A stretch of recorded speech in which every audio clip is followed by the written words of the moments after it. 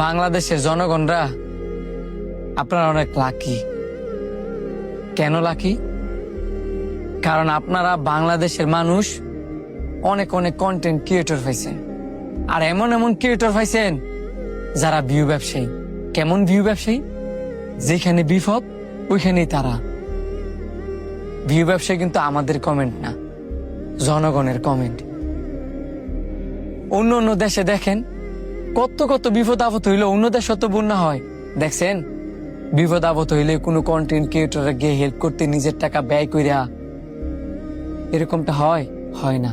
কিন্তু আমাদের দেশের কন্টেন্ট ক্রিয়েটররা তারা যতই খারাপ হোক নাকি লিখে দিন শেষে দেশের মানুষের পাশে দাঁড়াইতে শিখছি।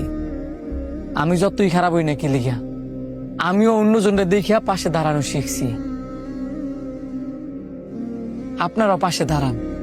প্রত্যেকটা মানুষই ভালো, প্রত্যেকটা মানুষই খারাপ। তার মানে এই নয় তার ভালো গুণটা ফালাই দিয়া তার খারাপ গুণ নিয়েই তাদেরকে সমালোচনা করব।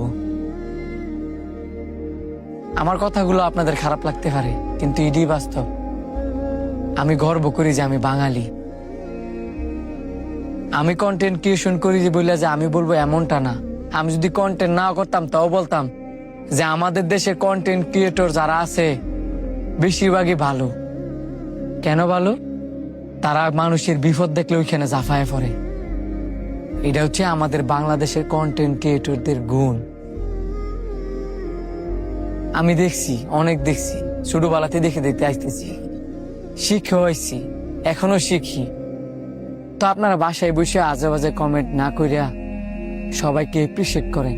কিছু কিছু মানুষ, সবাই না। সবাই যদি খারাপ হইতো বা সবাই যদি খারাপ চাইতো তাহলে মানুষের পাশে দাঁড়াইতো না। আমাদের দেশে জনগণ 100% অনেক ভালো। কেমনে ভালো আমি আপনাদেরকে বলি।